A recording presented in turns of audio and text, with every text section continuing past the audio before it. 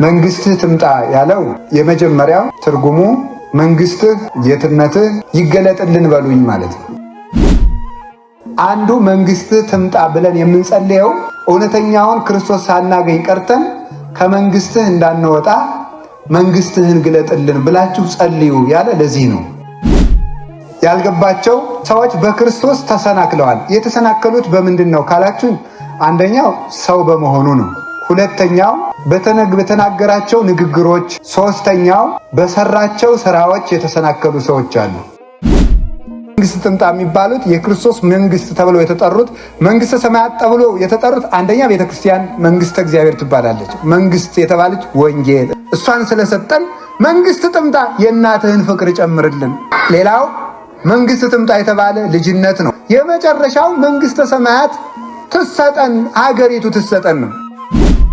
ክርስቲያኖች መንግስታችን የክርስቶስ መንግስት ነው። በምድራዊ መንግስት ተስፋ የለንም። ክርስቶስም ተስፋ እናደርጋለን። ሊነግስ ይችላል። ቴዎድሮስ ይመጣል። ምንድን ነው ይህን ያህል መደነጋገር? ፈጣሪ ግን ሁሉን ይችላል። ሁሉን ስለሚችል ሰው መሆንን ቻለ። ይችን ቤተ ክርስቲያን ስንስም ስንሳለም ደጁን በሩን ስንስመው የክርስቶስን አካል እንደምንስም ወቁት። ለኢትዮጵያ ብርሃን የሚያወጣላት መስቀሉ ነው። የኛ ምልክታችን ቀስተ ደመናችን መስቀል፣ ድንግል ማርያም የክርስቶስ ሥጋና ደም ነው። ኦርቶዶክስ ተዋሕዶ ቤተክርስቲያን መልስ ያላት ቤተክርስቲያን ሳትሆን ራሷ መልስ የሆነች ቤተክርስቲያን ናት። በስመ አብ ወወልድ ወመንፈስ ቅዱስ አሐዱ አምላክ። በስመ አብ ወወልድ ወመንፈስ ቅዱስ አሐዱ አምላክ። በስመ አብ ወወልድ ወመንፈስ ቅዱስ አሐዱ አምላክ። ይህንን ዓለም ያዳነ መድኃኒታችን ኢየሱስ ክርስቶስ በሀብት ስቦ በረድኤት አቅርቦ እስከዚህ ሰዓት ስላደረሰን ስሙ የተመሰገነ ይሁን። እናታችን ቅድስት ድንግል ማርያም ወላዲተ አምላክ፣ ቅዱስ መስቀሉም፣ ቅዱሳን ነቢያት፣ ቅዱሳን ሐዋርያት፣ ሰማዕታት፣ ደናግል፣ መነኮሳት ሁሉም ቅዱሳን በረከታቸው ይድረሰን። የተከበራችሁ ሊቃውንተ ቤተ ክርስቲያን፣ መምህራን፣ ካህናት፣ ዲያቆናት፣ የእግዚአብሔር ቤተሰቦች አንድ አምላክ በሚሆን በአብ በወልድ በመንፈስ ቅዱስ ስም እንደምን ዋላችሁ? እንደምን ቆያችሁ? እንደምን አመሻችሁ? በይቅርታው በቸርነቱ የጠበቀን እስከዚህ ሰዓት ያቆየን ፈጣሪያችን እግዚአብሔር የተመሰገነ ይሁን። ስትጸልዩ እንደ ግብዞች አትሁኑ የሚለውን አይተን ጸሎት ምንድነው? የጸሎት ስርዓቱ ምንድነው? የግብዞች ጸሎት ምንድነው? አባታችን ሆይ ማለት ምን ማለት ነው? ስምህ ይቀደስ ማለት ምን ማለት ነው ብለን መንግስትህ ትምጣ ብለን ነበር ያቆምን ማለት ነው። አሁን ዛሬ ምሽት የምንቀጥልበት መንግስትህ ትምጣ። እስኪ በሉ ሁላችሁም ድገሙት። ሶስተኛ መንግስትህ ትምጣ። በዚህ ርዕስ ነው መንግስትህ ትምጣ፣ ትምጻ መንግስትከ ብላችሁ ጸልዩ ለምኑኝ ሲል ነው። መንግስትህ ትምጣ ያለው የመጀመሪያው ትርጉሙ መንግስትህ ጌትነትህ ይገለጥልን በሉኝ ማለት ነው። መንግስትህ ትምጣ ማለት ያንተ ጌትነት ይገለጥልን በሉኝ፣ አምላክነትህ ጌትነትህ ይገለጥልን በሉኝ፣ እኔም እገልጥላችኋለሁ ይላል። በዚህ ዓለም ላይ ብዙ ሰዎች እንቅፋት የገጠማቸው ጌታችን መድኃኒታችን ኢየሱስ ክርስቶስን ጌትነቱን ባለማወቅ ነው። እርሱም የማቴዎስ ወንጌል ምዕራፍ 11 ላይ ብፁዕ ዘይተአቅፈ ብየ ብሏል። በእኔ ያልተሰናከለ ሰው ንዑድ ክቡር ነው ይላል። በእኔ ያልተሰናከለ ሰው ብፁዕ ነው ብሏል።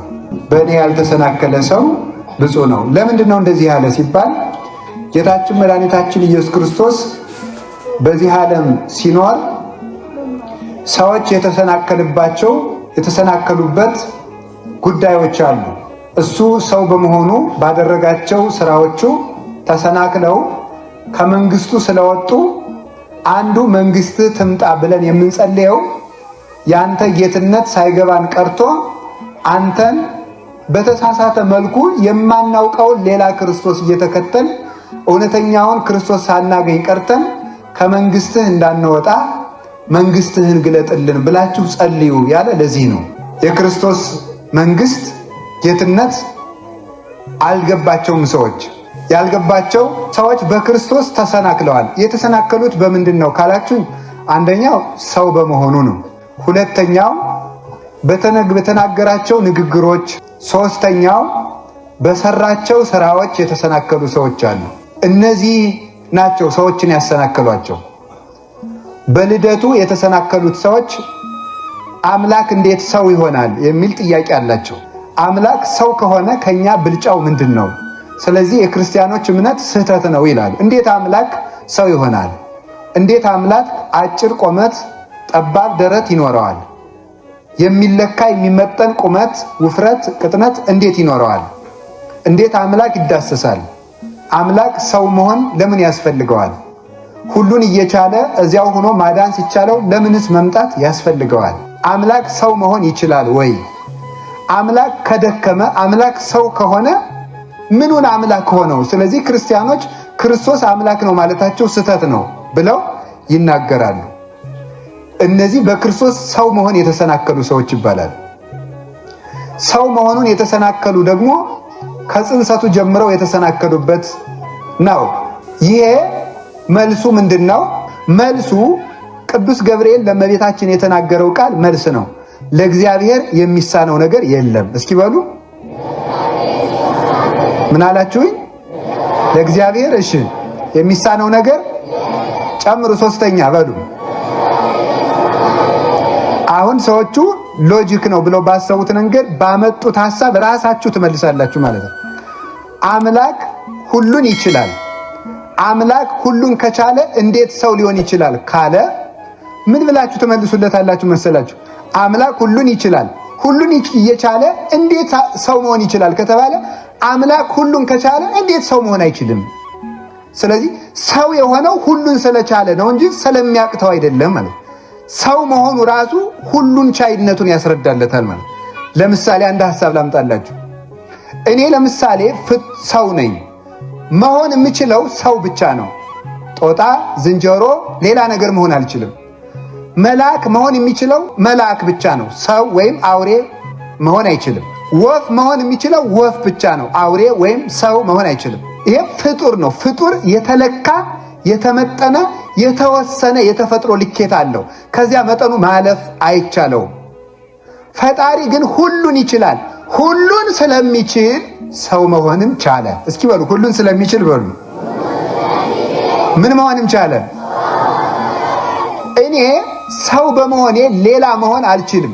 እግዚአብሔር እኔ ሰው በመሆኔ ሌላ መሆን ካልቻልኩ፣ እግዚአብሔር ሁሉን ቻይ ሆኖ ሰው መሆን ካልቻለ እግዚአብሔር ብልጫው ከኔ በምንድን ነው ብለን እንጠይቃለን። ታዲያማ እግዚአብሔር ከሰው ልዩ ሁሉ የሚቻለው ስለሆነ ሰው ለምሳሌ ሰው አውቆ መራብ አይችልም። ፈቅዶ ፈልጎ መራብ አይችልም። ተፈጥሯዊ ግዴታ አስገድዶት ነው መራብ የሚችለው። ሰው ፈልጎ መጠማት አይችልም። ሰው ፈልጎ መድከም አይችልም። እግዚአብሔር ግን ሁሉን ስለሚችል ፈልጎ ይራባል፣ ፈልጎ ተጠማ፣ ፈልጎ ተራበ፣ በፈቃዱ ተራበ፣ ዲያብሎስም ወደሱ እንዲቀርብ ፈቀደለት ይላል። ስለዚህ ሁሉን ስለሚችል አንድ ንጉሥ ሲሆን፣ ገዢ ሲሆን፣ የአንዲት ሀገር ሙሉ አስተዳዳሪ ሲሆን፣ በግዛቱ ካለች ከአንዲት ድሃ ቤት ገብቶ ቢያድር ንጉሱ ወደ ድሃነት ተለወጠ እንደማይባል የዚህ ዓለም ንጉሥ የሚሆን ዓለምን ፈጥሮ የሚገዛ ሕያው ቃል ቅዱስ እግዚአብሔር እርሱ በድሆች ቤት በድንግል ማርያም ማኅፀን ስላደረ እሱ ወደኛ ድህነት አይለወጥም። እፎ ቤተ ነዳይ ሀደረ ከመ ምስኪን ያለው ይሄ ነው። ባለጸጋው በድሃ ቤት ስላደረ የኛ ድህነት ወደሱ አይደርስበትም። ወይም ደግሞ ፀሐይ ባደፈ ውሃ ላይ ወይም በደፈረሰ ውሃ ላይ ስላበራች የውሃው መደፍረስ የፀሐዩን ብርሃን እንደማያደፈርሰው ሁሉ እግዚአብሔር ኃጢአት በበዛበት ዓለም ስለተወለደ ኃጢአት ወደሱ ደረሰበት አይባልም። እሱ ሁሉን አዋቂ ስለሆነ እሱ ከሰማይ ከአባቱ ልብነት ሳይለይ ወደዚህ መምጣት ይቻለዋል። አምላክ በዚህ ዓለም ሥጋ ለብሶ ሰው ሆኖ ከተመላለሰ ሰማይ ለማን ጥሎት መጣ እንዳይባል አሁን እኛ እንኳን የምንናገረው ቃል እኔ የምናገረው ቃል ቂጣ ቢሆን እንጀራ ቢሆን ለሁላችሁ እኩል አይደርስም አይደል? አይደርስም። እኔ የምናገረው ቃል ግን ለሁላችሁ ይደርሳል። ይደርሳል አይደርስም? አሁን ደርሷል አልደረሰም? ቃሉ ግን ስንት ነው? አሁን አንድ ምስኪን ሰው የሚናገረው ቃል ለሁሉም ጆሮ መድረስ ከቻለ አካላዊ ቃል ከሰማይ መንበሩ እያለ እንዘየ አርቅም መንበረ ስብሐቲሁ ከጌትነቱ መንበር ሳይለጠል ሳይለይ ሰው ሆነ ማለት ምንድነው ነውሩ?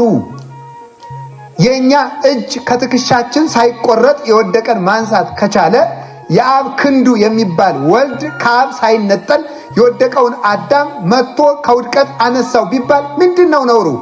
የፀሐይ ጨረር ከፀሐይ ክበብ ከአካሉ ሳይለይ ምድር መድረስ ከቻለ ወልድ ከአባቱ ሳይለይ ብርሃን ወልድ ጸዳለ ስብሐቲሁ ለአብ የሚባል የአብ የክብሩ ብርሃን የሚባል ዕብራውያን ምዕራፍ 1 ላይ እንደተገለጠው የአብ የክብሩ ብርሃን የሚባል ወልድ ከአባቱ እቅፍ ሳይለይ በዚህ ዓለም ሰው ሆነ ቢባል ምንድነው ነውሩ? የኛ አይን በአንድ ቦታ እንደተቀመጠ ሰማይ ድረስ ደርሶ ማየት ከቻለ የዓለም ብርሃን የሚሆን ወልድ ከሰማይ መንበሩ ሳይለይ በዚህ ዓለም ሰው ሆነ ቢባል ምንድነው ነውሩ? ይቻለዋል። ሁሉን ስለሚችል ሰው ሆነ። በሉ ሁላችሁም ሁሉም ስለሚችል በሉ። ምን ሆነ? በተፈጥሯዊ በተፈጥሮ ይሄ የተፈጥሮ ማንነት ናቹራል ቢንግ የሚባለው የምትሉት እናንተ ማለት ነው። ተፈጥሯዊ ማንነት የሚባለውን ይዞ መኖር የሚችል ፍጡር ነው። ፈጣሪ ፈጣሪነቱን ሳይለውጥ የወደደውን መሆን ይቻለዋል። የወደደውን መሆን ይቻላል። ፈጣሪነቱን ሳይለውጥ ምሉዕነቱን ሳይለቅ መወሰን፣ ኃያልነቱን ሳይለቅ መድከም፣ እያወቀ አላዋቂ መምሰል ለእግዚአብሔር ይቻለዋል። ስለሚቻለውም በዚህ ዓለም ኖረ። በዚህ ዓለም መኖሩ ወደዚህ ዓለም ባህሪ አይለውጠውም። በዚህ የተሰናከሉበት ሰዎች ናቸው። እንዴት እግዚአብሔር በሰው ማህፀን ሊያደር ይችላል? እንዴት እግዚአብሔር በሰው ማህፀን ውስጥ በአንዲት ሴት ማህፀን እንዴት ተወለደ? ይህ ለእግዚአብሔር ውርደት አይደለም። እግዚአብሔር አይጥን ሲፈጥር አላፈረም። ጉርጥን ጓጉንቸርን ሲፈጥር ትልን ሲፈጥር አላፈረም። እንኳን በድንግል ማርያም ማህፀን ሲያደር እናንተና እኔ ብሎን ደናደናውን ፍጥረት ፈጥረን የኔ እንተው ነበር። እግዚአብሔር ግን እነዚህን ሲፈጥር እንኳን አላፈረም። አይንቅም። እግዚአብሔር እንደ ሰው አይደለም፣ የሚታበይ አይደለም። እሱ ከሃሊነቱን ያውቃል። ሁሉን ስለሚቻለው በድንግል ማርያም ማህፀን ማደርን አያፍርም። እግዚአብሔር ሲኦል ውስጥ በአካሉ አለ፣ በረዴት የለም። እስቲ እግዚአብሔር የሌለበትን ቦታ ንገሩኝ። በጣም እኛ የማንወዳቸውና የምንጸየፋቸው ቦታዎች ውስጥ እግዚአብሔር አለ የለም? አለ። በአካሉ አለ። በረዴቱ ግን ሁሉም ቦታ የፈለገው ሰው ሁሉ አያገኘውም። የተዘጋጀ ልብ ያለው ሰው ነው የሚያገኘው። በአካሉ የቆሸሹ ቦታዎች ሁሉ ላይ እግዚአብሔር ካለ ንጹሕ ሆና ለሱ በተዘጋጀች ንጽሕት አዳራሽ በእመቤታችን ማህፀን መኖር ለሱ አያሳፍረውም። ስላላሳፈረውም ሰው ሆነ። ይህን ነው የሚናገሩለት። እሺ ብርሃን በመስታወቱ አልፎ የገባ እንዴት ነው? መስታወቱ ተሰንጥቆ ነው ብርሃን ወደ ቤት የሚገባው? በመስታወት ቤት አይችልም። ለእግዚአብሔር ሲሆን እኮ ነው ሰው አፉን አሽሎ የሚቃወም ማለት። የአንዲቱን አይን መስታወቱ ሳይሰነጠቅ ብርሃን መግባት ይችላል። የእኛ ፊት መስታወቱ ውስጥ ገብቶ እናየዋለን። አሁን የአንድን ሰው አይን ቀረብ ብላችሁ ብታዩት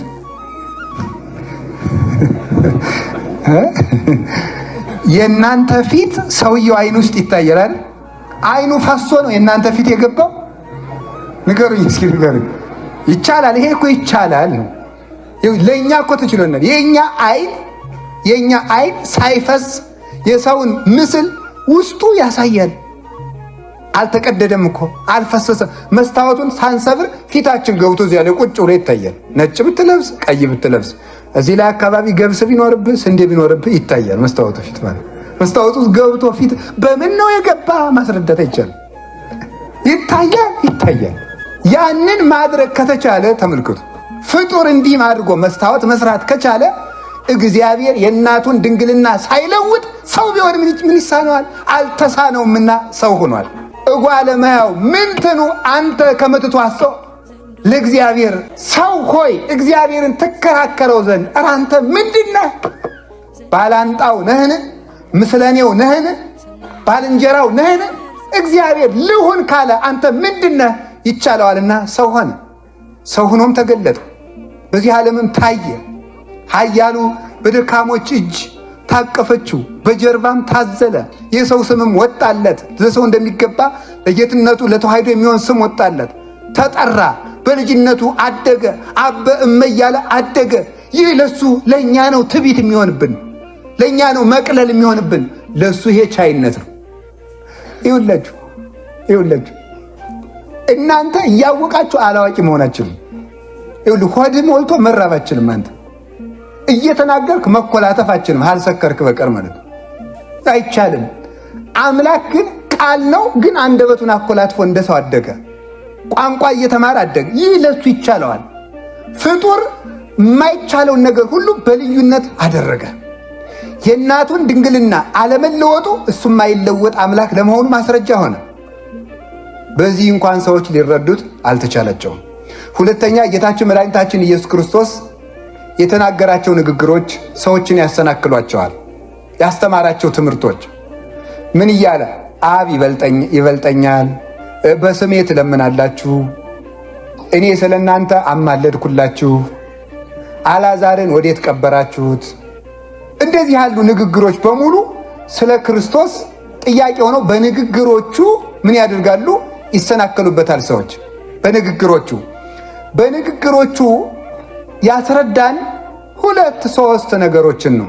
የመጀመሪያው እናንተ ለላካችሁ ሰው፣ እንዲያውም ቅዱስ ባስልዮስ ዘቂሳርያ በአስደናቂ መልኩ ነው የተረጎመው።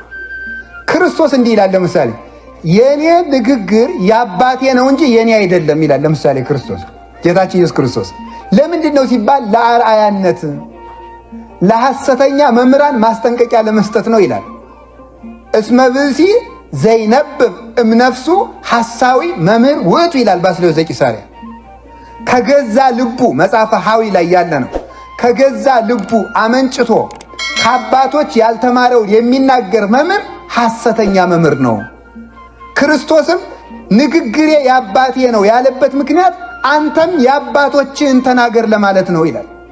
የአባቶችን ተናገር እንጂ ልቦለድ ፈራሽ በስባሽ ትምህርት አውጥተህ አታስተምር። ዕብራውያን ምዕራፍ 13 ቁጥር 7 ላይ ቅዱስ ጳውሎስ የእግዚአብሔርን ቃል ያስተማሯችሁን አስቀድመው የነበሩ መምህሮቻችሁን አስቡ ተብሎ እንደተነገረ የቀደሙ አባቶችን ጠይቅ አስተምር፣ ያበውን አስተምር እንጂ የግልን አስተምር። ክርስቶስም የአባቴን እናገራለሁ ማለቱ ነው። የአባቴ እንጂ የኔ አይደለም ማለት የኔ ብቻ አይደለም ነው። የኔ ብቻ አይደለም። ዮሐንስ 14 ላይ 12 ላይ አሁን የምናገረው ቃል የኔ እንዳይመስላችሁ በእኔ ያለ አባቴ ሁሉን ያደርገዋል እንጂ ይላል። በእኔ ያለ ምን ማለት ነው? በእኔ ያለ ማለት እርሱ ቃል ነው። እርሱ ቃል ከሆነ በማለዳው ክፍለ ጊዜ እንዳስተማርኳችሁ ልብ የሌለው ቃል አለ። አሁን ክርስቶስ ምንድነው? ቃል። እስኪ ቃል በሉ ድገሙ። ሶስተኛ ቃል ከሆነ ከሱ ጋር ምን አለ? ልብ በሉ። ልብ ማን ነው? አብ በሉ። ልብ ማን ነው? ስለዚህ ይህ ቃል የኔ ትምህርት አይደለም ማለት የኔ ብቻ አይደለም። ቃል ብቻውን መናገር እንደማይችል ሁሉ ከልብ ተነጥሎ መኖር እንደማይችል ሁሉ እኔ ከአባቴ ተነጥዬ እየተናገርኩ እንዳይመስላችሁ አባቴ ከኔ ጋር በሕልውና አለ ማለቱ ነው። ዮሐንስ ወንጌል ምዕራፍ 14 ላይ እንዲህ ብሏል፣ እኔ በአብ እንዳለሁ አብም በእኔ እንዳለ አታውቁም ወይ ይላል። ከአባቴ አልተለየሁም አባቴም ከኔ አልተለየም ብሎ ለማስተማር ነው ጌታችን ይሄንን የተናገረው። አላችሁን? አላችሁ? እግዚአብሔር ከሁላችን ጋር ይሁን። ሁለተኛ ደግሞ ጌታችን መድኃኒታችን ኢየሱስ ክርስቶስ አባቴ ይበልጠኛል ያለበት ምክንያት በጌትነት አይደለም። በምንድን ነው ካላችሁ ሰው በመሆን በመሞት እሱ ስለተቀበለው መከራ ነው የሚናገር።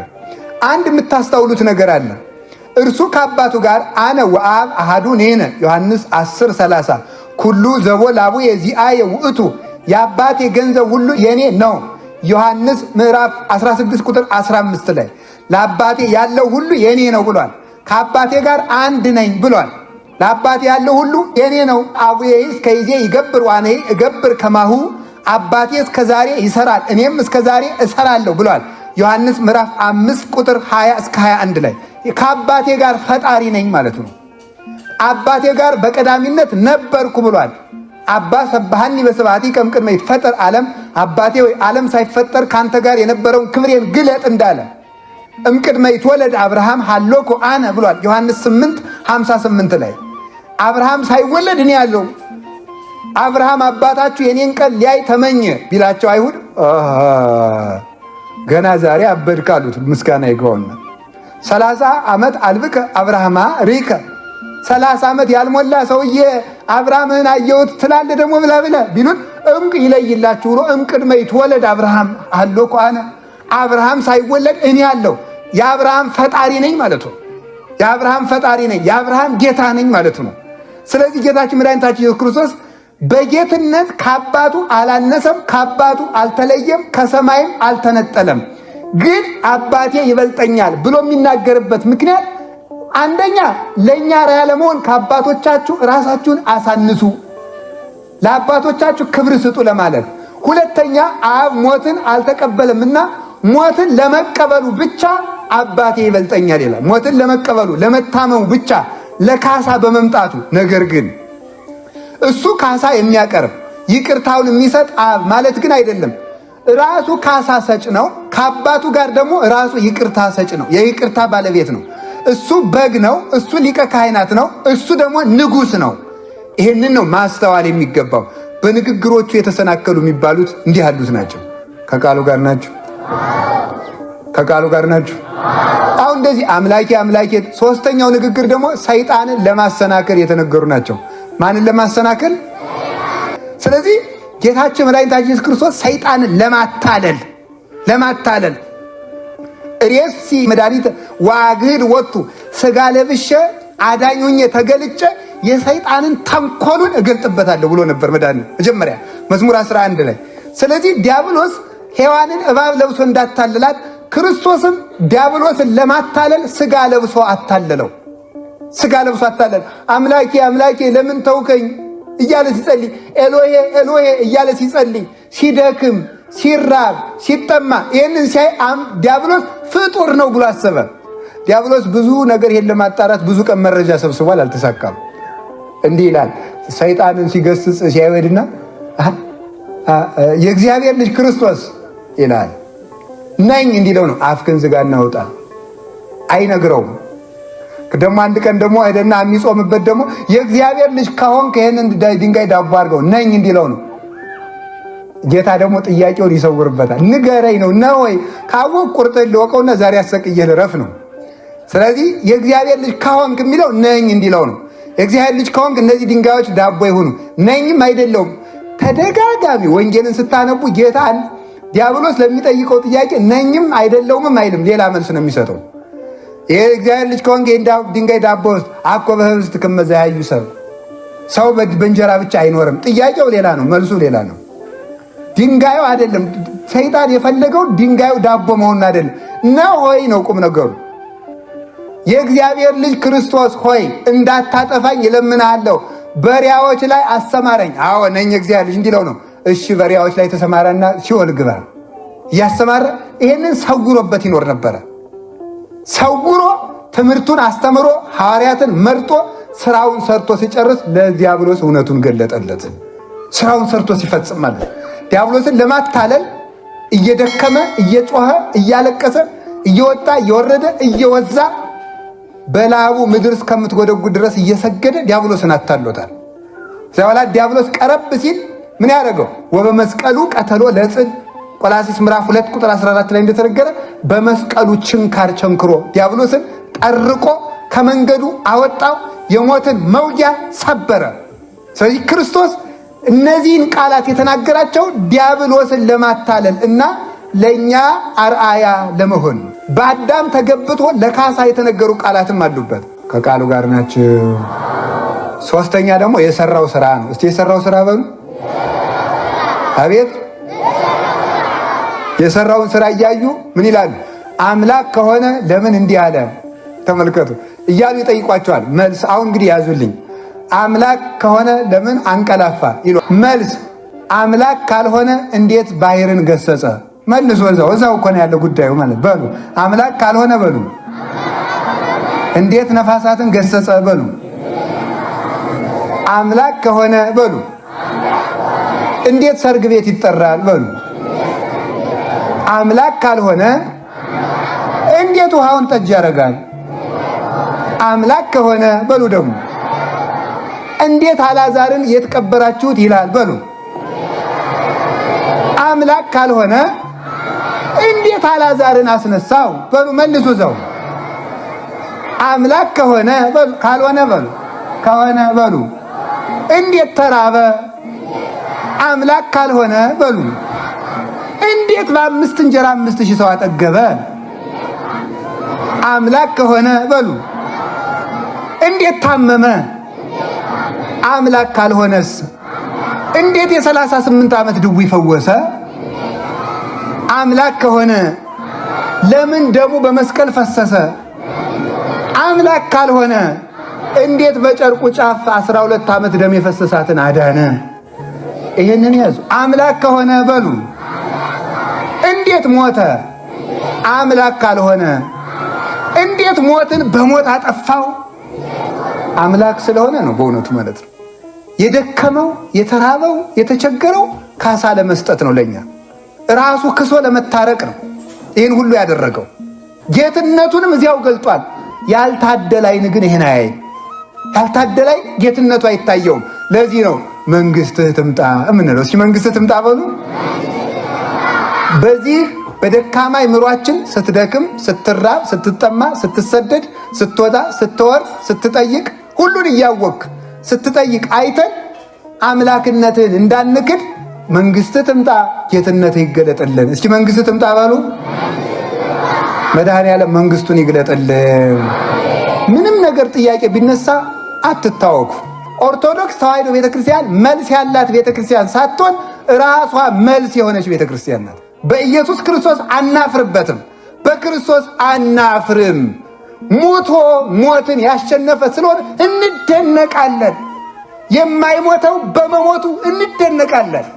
ሞት በሞት ስለጠፋ እንደነቃለን። ዮሐንስ ወንጌል ምዕራፍ 1 ቁጥር 1 እንደምታነቡት ያ ቃል እግዚአብሔር ነው። ሰው የሆነው እግዚአብሔር ነው። በመጀመሪያ ቃል ነበር፣ ቃል እግዚአብሔር ዘንድ ነበር፣ ቃል እግዚአብሔር ነው። ቃል ሥጋ ሆነ። ሰው የሆነው እግዚአብሔር ነው። መንግስት ትምጣ በሉ። ሌላው የክርስቶስ መንግስት ትምጣ የሚባሉት የክርስቶስ መንግስት ተብለው የተጠሩት መንግስተ ሰማያት ናቸው። መንግስተ ሰማያት ተብሎ የተጠሩት አንደኛ ቤተክርስቲያን መንግስተ እግዚአብሔር ትባላለች። ቤተክርስቲያን የእግዚአብሔር መንግስት ናት። ዮሐንስ ወንጌል ምዕራፍ 18 ላይ ሲናገር ጲላጦስ አንተኑ ንጉሶሙ ለአይሁድ፣ የአይሁድ ንጉስ አንተ ነህ አለው። ጲላጦስ የአይሁድ ንጉስ አንተ ነህ ቢለው መንግስት የሰይ ኮነትም ዝንቶ ዓለም፣ የኔ መንግስት ከወዲህ ዓለም አይደለችም አለው። ምን ማለቱ ነው? ቤተ ክርስቲያኔ ምድራዊት አይደለችም ማለት ነው። ወረታ የሚኖረው እንዲህ አሁን ሰሞኑን የሚያብዱ ሰዎች መጥተዋል። ቴዎድሮስ ሊመጣ ነው ብለው ማለት ነው። እናት የዋ አይመጣ እስኪ እናያለን። ማምላክ እስኪ እናያለን። ይምጣ ነው አሁን ያው ወንድ ይምጣ። ቴዎድሮስ ከመጣ ዛሬ ማታም ይምጣና ይፍጀኝ። እኔ ካል አይመጣም። ውሸት በ2015 ይመጣል አላላችሁ? እስኪ የት አለ አሁን ቴዎድሮስ? ይኸውላችሁ የክርስቲያኖች መንግስታችን የክርስቶስ መንግስት ነው። በምድራዊ መንግስት ተስፋ የለንም። እኛ ክርስቶስን ተስፋ እናደርጋለን። ሊነግስ ይችላል። ቴዎድሮስ ይመጣል። ምንድን ነው የኛል መደነጋገር? አንድ ጥቅስ እንደ ጭልፊት ከድርሳነ ዑራኤል አንድ ጥቅስ ተገኝቶ ብሎ መንጦልጦል። ያ መንግስት ሃይማኖቱ የቀና መንግስት ይነግሳል። መቼ እንደሚነግስ በ2015 ነው ብሏል። ደግሞ ቴዎድሮስ ስለሚመጣ ቁርባን አቁም ብሏል። ጸሎት አቁም ብሏል። ማን ያላችሁ እንደዚህ? ቴዎድሮስ ይልን ሊነግስ ነው። ኢትዮጵያ በዓለሙ ልታበራ ነው። ሞኝ አትሁኑ። ስሜታዊነትና እልክ አያዋጣችሁም። የሚያድናችሁ ልንገራችሁ፣ ዝም ብላችሁ ጸልዩ፣ ስጋው ደግሞ ተቀበሉ። ከቤተ ክርስቲያን አትውጡ። ይሄ ነው የሚያድን ጌታዬ። ከዚያ የተረፈውን ነገር ብትደራጅ መንደር ለመንደር ቀይ ቢጫ አረንጓዴ ባንዲራ ብትለጥፍ የሚያድን የለም። እውነቱን ነው የምነግራችሁ። ይሄ ባንዲራ አይደለም የሚያድናችሁ። ይሄንን እየወሰድክ ስለቀባ ኢትዮጵያ ብርሃን ሊወጣላት ነው ብትል አይወጣም። ለኢትዮጵያ ብርሃን የሚያወጣላት ክርስቶስ እንጂ ሰንደቅ ዓላማ አይደለም። ለኢትዮጵያ ብርሃን የሚያወጣላት መስቀሉ ነው። የኛ ምልክታችን ቀስተ ደመናችን መስቀል፣ ድንግል ማርያም የክርስቶስ ሥጋና ደም ነው፣ ሌላ አይደለም። ቤተ ክርስቲያን ናት። ስርዓተ ቤተ ክርስቲያን ነው፣ ቅዳሴ ነው፣ ቁርባን ነው። ይህን ማወቅ የሚባል ቤተ ክርስቲያን የክርስቶስ መንግስት ጥምጣ ማለት ቤተ ክርስቲያን ጸንታ ትኑር። በቤተ ክርስቲያን አኑረን፣ የቤተ ክርስቲያንን ፍቅር በልቡናችን ጨምርልን። ወደ እግዚአብሔር ቤት እንሂድ ባሉኝ ጊዜ ደስ አለኝ። ወደ እግዚአብሔር ቤት ይቺ ቤተ ክርስቲያን አካሉ ናት። እንተ ወውቱ ርዕሳ ለቤተ ክርስቲያን እንተ ይእቲ ሥጋሁ፣ እርሱም የቤተ ክርስቲያን ራስ ነው። ቤተ ክርስቲያን ደግሞ አካሉ ናት። ኤፌሶን ምዕራፍ 1 ቁጥር 23 ላይ ቤተ ክርስቲያን የክርስቶስ አካል ናት። ልብ ብላችሁ ስሙ። ይችን ቤተ ክርስቲያን ስንሳለም፣ ደጁን በሩን ስንስመው የክርስቶስን አካል እንደምንስም ወቁት። የክርስቶስን አካል ይችን ቤተ ክርስቲያን ነው መውደድ። በነቢያት ትንቢት የተመሰረተች፣ በሐዋርያት ስብከት የጸናች፣ በሰማዕታት ደም የምታበራ፣ በመስቀሉ የጸናች፣ የድንግል ማርያም ፍቅር ያለባት፣ በቅዳሴ መላእክት የታጠረች። ወደ ቤተ ክርስቲያን ስትገሰግሱ ደስ እያላችሁ ነው። ባህል በላ ተመልከቱ። ለቅድስት ቤተ ክርስቲያን እስመ ዘጌሳሃብ ይጻሙ ቅዱስ ያሬድ የሚለው ቤተ ክርስቲያን እንደምን ቤተ ክርስቲያን ማለዳ መጠች ጠዋት መጠን ሰላም እንበላት፣ ወደ እሷ የሚገሰግስ ሁሉ አይደክምምና ይላል። ሌላው መንግስት የተባለች ወንጌል። እስኪ ወንጌል በሉ። አይዟችሁ። ሰው እኮ ቅዱስ ዮሐንስ አፈወርቅ ምን አለ? እና በጣም መጽሐፉ ረጅም ስለሆነ ቅዱስ ዮሐንስ አፈወርቅ ምን ይላል? ሰው እኮ የፕላቶን የፍትህ መጽሐፍ እድሜ ልኩን እያነበበ ፍትህ ሳያገኝ ሞታል ይላል። የክርስቶስን ወንጌል አንብበን ግን ፍትህ እናገኛለን፣ ረድኤት እናገኛለን፣ ድህነት እናገኛለን። ወንጌል ወተት ናት። የክርስቶስ የመንግስቱ ወንጌል ነው። ወንጌል ሲነበብ የንጉሠ ነገሥት የኢየሱስ ክርስቶስ መልእክት ወደ እያንዳንዳችን ተላከልን ማለት ነው። ይህ ትልቅ ነገር ነው። የእሱን ቃል ሰምቶ መኖር፣ የክርስቶስ ሕግጋት፣ የክርስቶስ የልቡ ምክር ማለት ነው። ወንጌል ማለት ክርስቶስ ለእናንተ የጻፈው ደብዳቤ ነው። እናንተ አንድ ባለስልጣን በጻፈው ደብዳቤ ትደነቃላችሁ። ንጉሠ ነገሥት ክርስቶስ ለእያንዳንዱ ክርስቲያን ወንጌልን ደብዳቤ ጽፎልናል። በጣም ስለሚወደን ማለት ነው። በጣም ስለሚወደን ሕግን የሰራልን ስለሚወደን ነው እንጂ ስለሚጨቁነን እንዳይመስላችሁ። ስጋ ረዱልኝ ሳይሆን ስጋዬን ብሉ የሚል፣ ደም አፍሱልኝ ሳይሆን ደሜን ጠጡ የሚል፣ አብሉኝ ከማለት አልፎ ብሉኝ የሚል አምላክ እሱ ብቻ ነው። ክሶ የሚታረቅ እሱ ብቻ ነው። ሙቶ የሚያድን እሱ ብቻ ነው። ባለጸጋ ሲሆን ደሂቶ ያበለጸገ እርሱ ብቻ ነው። ንጉሥ ሲሆን የባሪያን መልክ ይዞ የመጣ እሱ ብቻ ነው። ቸር መድኃኔዓለም እሱ ነው የሚወደን። እሱ የጻፈልን መልእክት ነው። ወንጌል ማለት እንደ ሸክም አትቁጠሩት። ወንጌልን አድርጉ ልጄ፣ ጹም፣ ጸልይ፣ ጠላትህን አትጥላ፣ ክፉን በክፉ አትቃወም ሲል ሸክም አድርገህ አትቁጠረው። ክርስቶስ የላከልን ደብዳቤ ነው። ስለዚህ መንግስት ትምጣ፣ መድኃኔዓለም መንግስት ወንጌል ትገለጥልን። በሉ መድኃኔዓለም በሉ ሁላችሁ መንግስት ወንጌል ምን ትበልልን? ይግለጥላችሁ፣ ይግለጥልን። ለተማሪዎች ለዚህ ለቄስ ተማሪዎች፣ ለቅኔ ተማሪዎች፣ ለአቋቋም ተማሪዎች አሉ። ይሄ በጣም የተከበረ ደብር ነው። እኔ በጣም ነው ደስ ያለኝ። ኢትዮጵያን የሚያኖሯት እነማን እንደሆኑ ልንገራችሁ። የገዳም ጸሎት፣ የቆሎ ተማሪ ጸሎት፣ የምዕመናን ጸሎት እና የቤተ ክርስቲያን ጸሎት ናቸው። ተማሪ ጸሎቱ እሱ አይገባውም፣ ይብቃ ሰማይገባው ሳይገባው የሚጸልይ ሰው እኮ ነው የሚበቃ። መነኩሴማ እንግዳ እየተመጻደቀ ችግር ነው። በጸሎት ያስቡኝ፣ አይዞሽ እናቴ ወለተ ሥላሴ አይዞሽ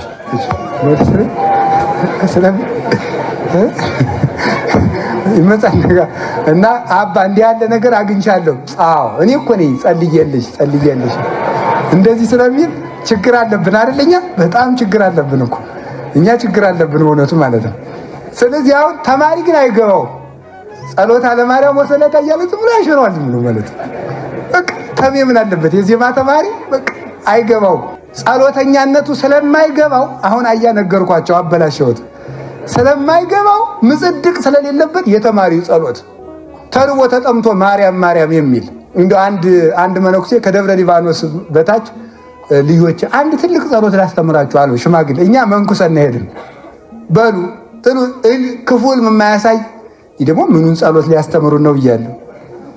እመቤቴ ማርያም በሉ አሉ። እመቤቴ ማርያም በላንተ በዚህ መቋሚያ እንዳለ ይላሉ ነው።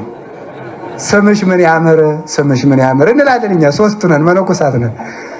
በፍየል ብራና በፍየል ብራና በቄስ ከናፍር በል በቄስ ከናፍር። በቃ እንዲህ ካላችሁ ሰይጣን አይነካችሁም ማለት እውነታቸውን። ደግነት ማለት እኮ ይሄ ነው በእውነቱ ማለት።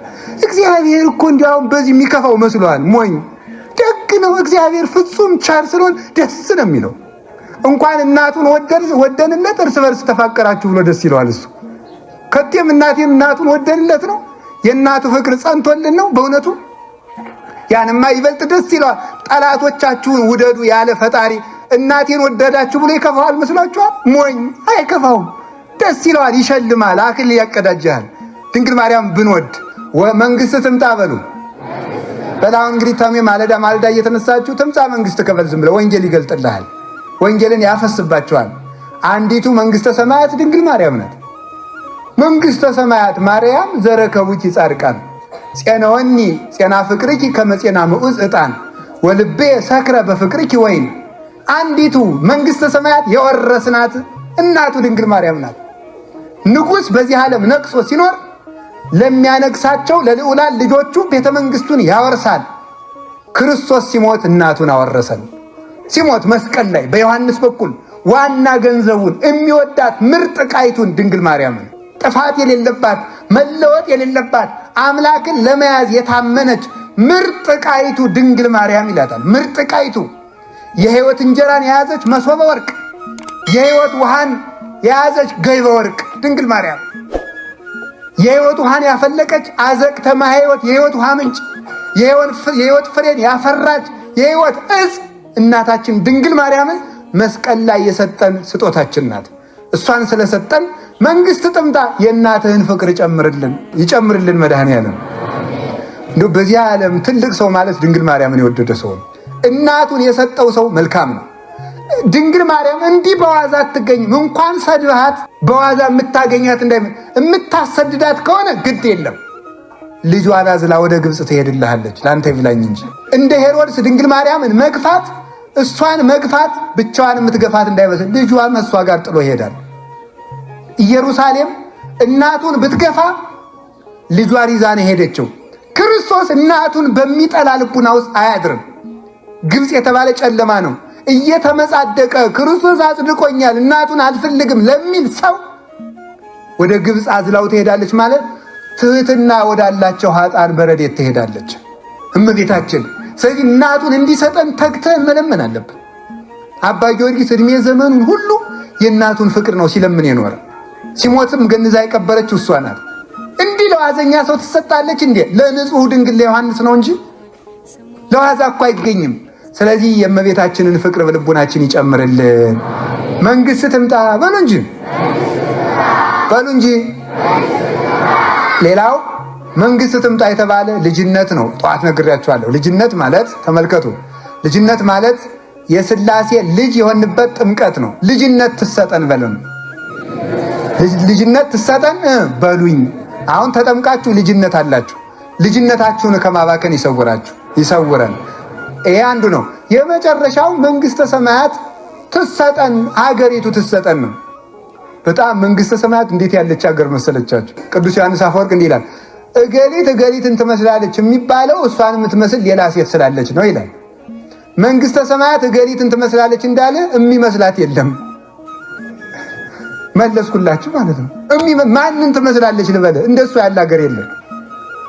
አግኝቶ የማያጡባት፣ ገብተው የማያወጡባት፣ ከብረው የማያዋረዱባት፣ በብርሃኑ ነው የማይጨለምባት፣ የበላይ የበታች የሌለባት፣ ኃይል አግኝቶ የማይደክሙባት፣ በሕይወት ኑሮ የማይሞቱባት፣ ጤነኛ የማይታመምባት፣ ውበት የማይጠወልግባት፣ በክብር ከብረው የሚኖሩባት፣ ሁሉ ተስተካክሎ የሚነግስባት፣ የብርሃን ሀገር፣ የነፃነት ሀገር፣ ያለ ስጋት የሚኖርባት፣ ክርስቶስን የምንጠግብባት ሀገር መንግስተ ሰማያት ናት። መንግስተ ሰማያትን ስጠን ለማለት መንግስት ትምጣ። እስኪ መንግስት ትምጣ በሉ። አቤት በቃ መንግስት ትምጣ፣ መንግስቱን ያውርሰን።